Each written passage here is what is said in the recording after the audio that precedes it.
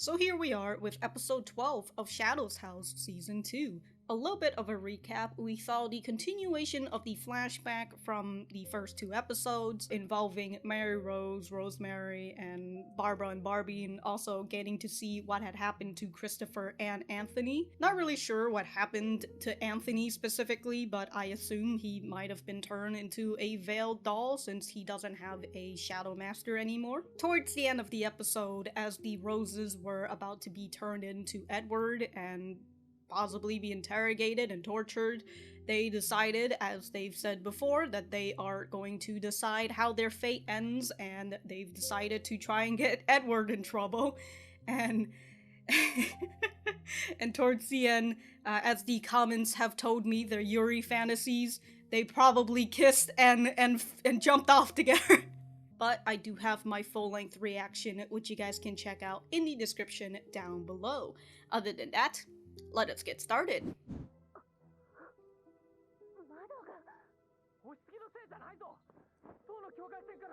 That's right! I don't know about that. I don't know.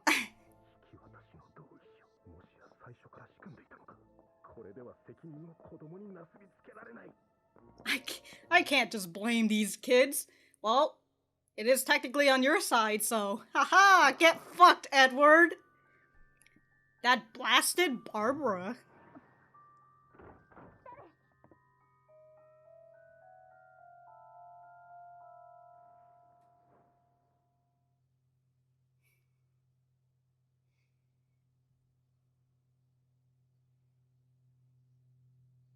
Is it Anthony? Yeah, she just jumped off the bridge. Oh. Alright. Yeah, she couldn't even stand against Edward. The tremendous difference. Edward did say that, like, when he merged, you know, when he became an adult and he merged with Ed? Is that what his living doll was called? He gained, like, a power boost? Yeah. Yeah, where the fuck did he go? Still looking as handsome as ever.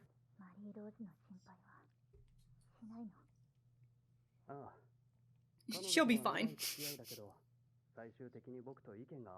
We didn't share the same views.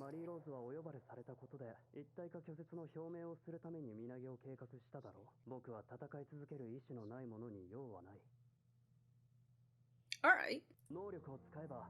By using your power, you could pad suit with air to give it elasticity of a cushion. If you could catch them.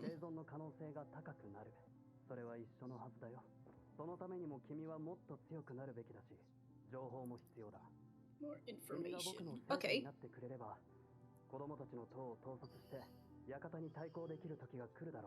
Damn, dude. Yeah, this man wants to stage a coup. What a stupid hood you got. You need me. Oh, where is this man? He vanished. He knows, like, the ins and out of this place?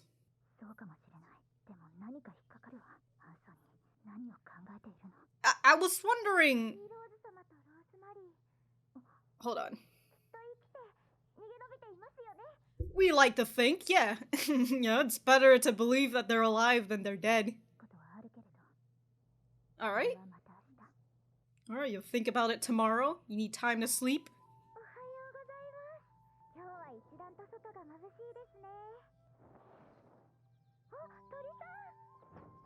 She having a dream before she... Huh. Okay, so other than the glimpse of Emilico's past via her dreams, I was thinking about Christopher's death since last episode, but I never got to... I never mentioned it.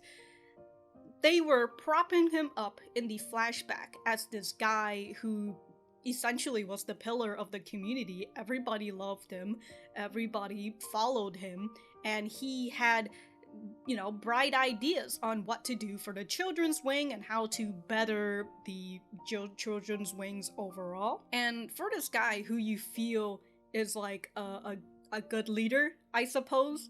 When he finds out that he has to fuse with Anthony and essentially kill Anthony, instead of fighting back against the system, what does he do? He ends up killing himself. And I remember the first thing I thought when they said that was, wow, really? That's the first thing that he thought of? And so I started thinking, like, do you feel like Anthony would sort of hold some resentment towards Christopher? But also, this is also one of the reasons why Mary Rose would not want to tell Barbara, since Barbara obviously still believes that Christopher is alive somewhere. Other than this big gap that they've already had before, you know, Mary Rose and Barbara, but like, would that also be one of the bigger reasons? Knowing that Barbara trusts so much in Christopher, and then just being like, oh yeah, fucking Christopher died. he offed himself, you know, instead of trying any other solution, he's decided that that was going to be the best solution, which just makes me think that he's probably just a guy who could not handle grief well. But anyways, the whole rambling is just me trying to ask a rhetorical question of, do you think Anthony holds some sort of resentment towards Christopher? But yeah.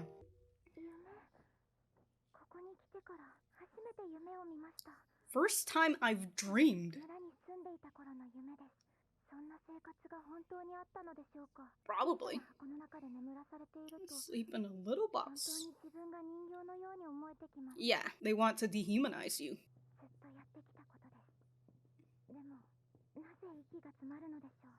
You know, it's a lot of work for a kid. Yeah, just don't think about it, come on. Just don't think about it.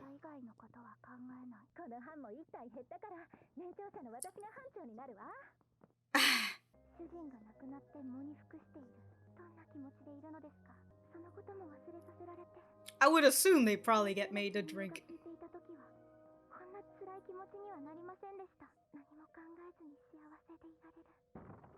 That's how they get you. She tried cleaning? Oh. Was Kate trying to... Was she trying to do...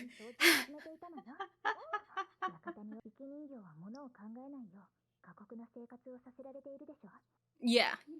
They keep them busy. Oh.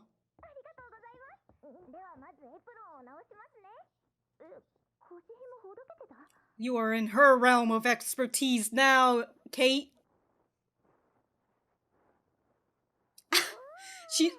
Okay, she's using suit to clean suit.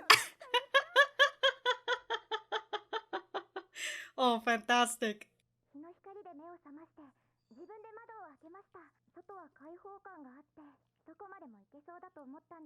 I was thinking, did she work on a farm? She was in the village, as she said. She's from the circus.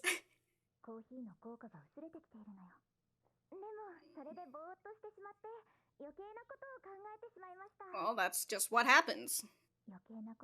You're free to think about anything. That's right.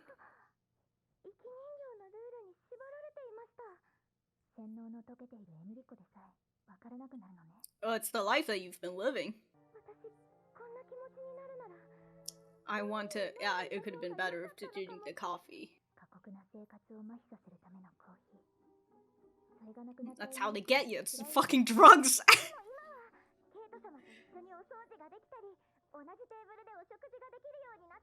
Oh. Look at that, Kate. You're the one that's keeping her away from drugs.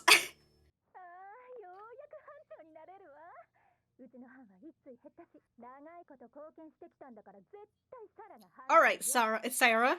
Is this a new... Oh.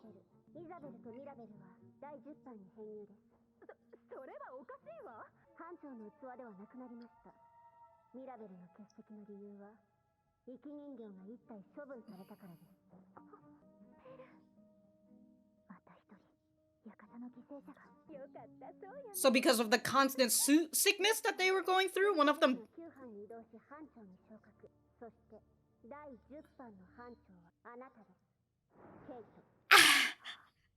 Oh, Sarah. Yes.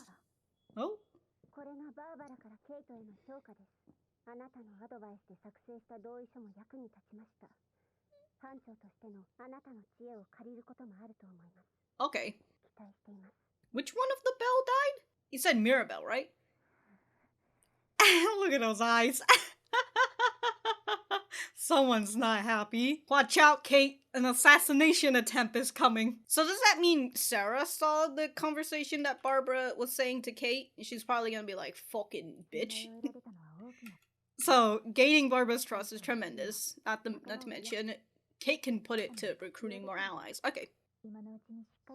Unify our team. I don't know about Sarah, but we'll see, we'll see.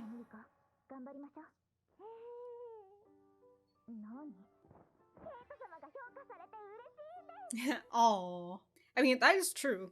Emilico has had more recognition than Kate. Oh, back in her box!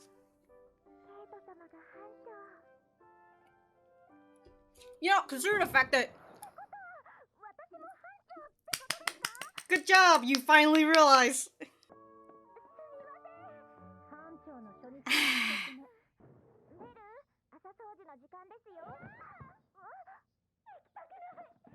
Oh, that girl's... I mean, I don't blame her for being fucking traumatized.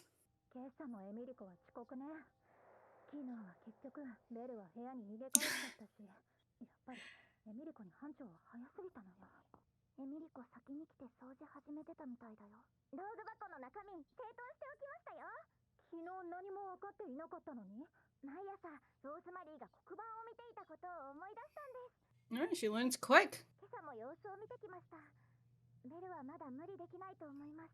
Mm-hmm.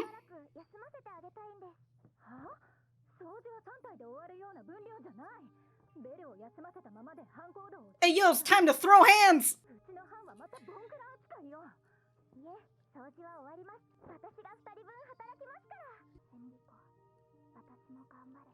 Yeah, good job, Lou. Right? We should just dispose of her like the other one.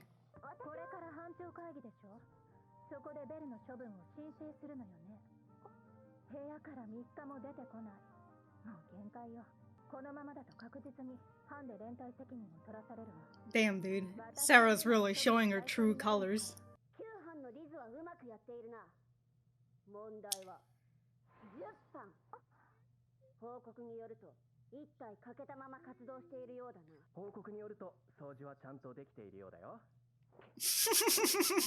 Oh, come on!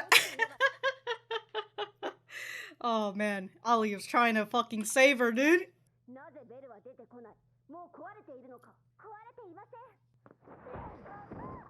Ooh. You know, I said we should start throwing hands, but I forgot, it is Barbie, she will throw hands.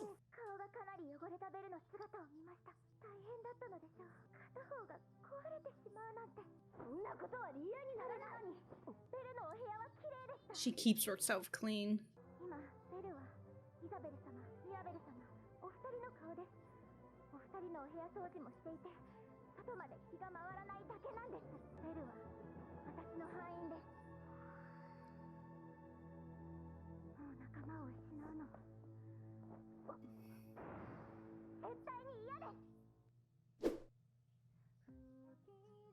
Oh, got me a little tug at my heart there. I forgot that there were two shadows. She's two faces? She's one face for two shadows? Because the other Belle is gone? We only saw one shadow. Well, I guess it's because she had to... Does that mean that those two twins can only go out one at a time? What a pain in the ass.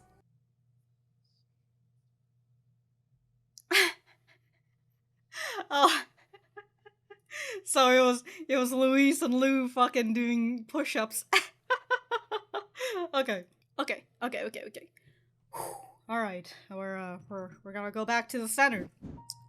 Guess we just realized that this is the final episode of Shadow's House Season 2.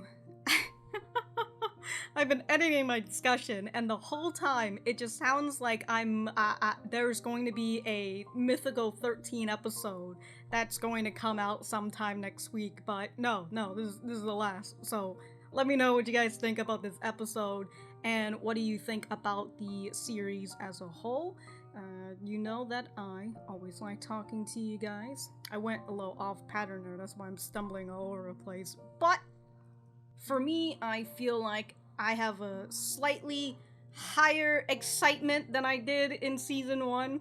You know, I enjoyed season 1. Season 2 brings us more of the Star Bearers, which was what I wanted, and I really enjoyed that. We were able to see more of Mary Rose and Rosemary, so that was all fine and dandy. I like the development that Kate goes through, where she goes from someone who for the most part kind of just wants to work in the shadows, and she's not as trusting of others, so you know she tries to keep things to herself. There you go. But through the influence of Emilico, she opens up a little bit more, and she actually tries to be friends with her peers and all that. For this episode, when we first saw Anthony outside of a flashback, he said something that interested me, which is him saying that he's not interested in people who give up.